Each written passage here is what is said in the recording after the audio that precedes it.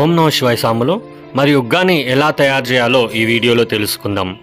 మా సాములంతా కూడా ఉగ్గాని తిని చాలా బాగుంది అని చెప్తున్నారు. అది మాల వేసుకున్నాం కదా, మనము కొన్ని రెసిపీస్ తోటే చేస్తాము.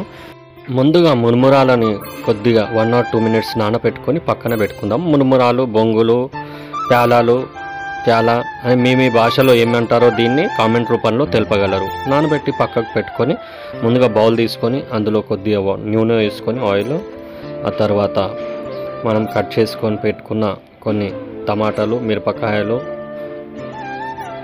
బాగా వేయించినాక పల్లీలు, మీ ఇష్టం, మీరు ఏమైనా వేసుకోవచ్చు. మేము మామూలులో ఉన్నాం కాబట్టి మేము ఎలా తినాలో అలాంటిది వేసుకుంటాం. టమాటాలు బాగా ఎర్రగా కలిసి పసుపు, అదేవిధంగా అంతా గరిటెతో కలిపేసి కొద్దిగా మనకి తగినంత కారం పొడి మరియు ఉప్పు వేసుకొని బాగా మెర్జ్ చేసుకొని ఆ పక్కకి పెట్టుకున్న మురుమురాలన్నీ కూడా అందులో వేసి కలపాలి. మీ ఇష్టం, మీరు ఏదైనా, ఇంకా కొంతమంది ఉల్లిగడ్డలు వేసుకుంటారు, పల్లీలు వేసుకుంటారు, మిగతా మీ ఇష్టం ఏదైనా వేసుకోవచ్చు. అలా బాగా కలుపుకొని మంచిగా అంతా బొంగులకి మంచిగా మిక్స్ అయ్యాక పైనుంచి కొద్దిగా